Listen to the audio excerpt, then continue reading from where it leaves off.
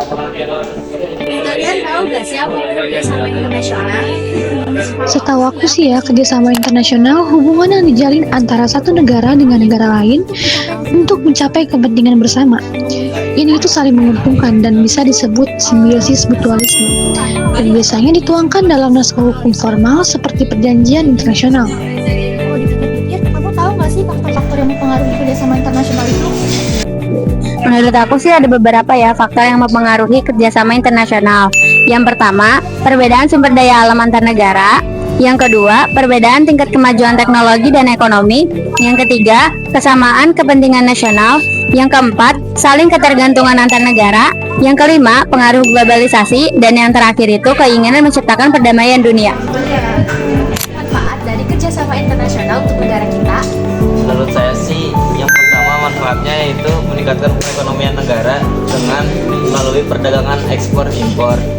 Lalu yang kedua ada memperoleh pengetahuan dan teknologi. Jadi negara saling berbagi teknologi dan inovasi baru. Dan yang ketiga, memperluas lapangan kerja, masuknya investasi dan kerjasama industri, membuka peluang kerja. Yang keempat, mempererat hubungan persahabatan antar negara, menumbuhkan rasa saling percaya dan saling menghormati. Kerjasama internasional apa aja? Meliputi bidang ekonomi, politik, sosial budaya, pertahanan, dan pendidikan. Kerjasama ini terwujud dalam bentuk bilateral dua negara, regional satu kawasan, atau multilateral banyak negara, bertujuan meningkatkan kesejahteraan, perdamaian, dan pembangunan. Dan Bentuk kerjasamanya kayak gimana?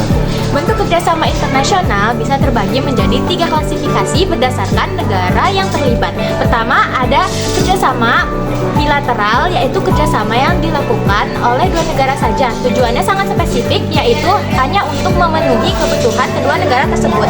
Yang kedua, ada kerjasama regional, yaitu kerjasama negara-negara yang berada dalam satu wilayah atau kawasan geografis yang sama. Ketiga, ada kerjasama multilateral, yaitu kerjasama yang dilakukan oleh lebih dari 2 negara dan tidak terpaku pada satu kawasan yang sama. Kerjasama ini bersifat terbuka bagi negara mana saja yang ingin bergabung asalkan memenuhi syarat. Oke, selanjutnya ada tujuan kerjasama internasional secara umum. Ada satu, meningkatkan kesejahteraan negara melalui kerjasama ekonomi, perdagangan, dan investasi agar kebutuhan masyarakat terpenuhi. Yang kedua, mempererat hubungan antar bangsa atau negara. Terus yang ketiga, menciptakan hubungan persahabatan, saling percaya, dan saling menghormati antar bangsa. Nah, yang keempat ada mengurangi konflik dan menciptakan stabilitas serta keamanan internasional. Yang kelima, memenuhi kepentingan nasional.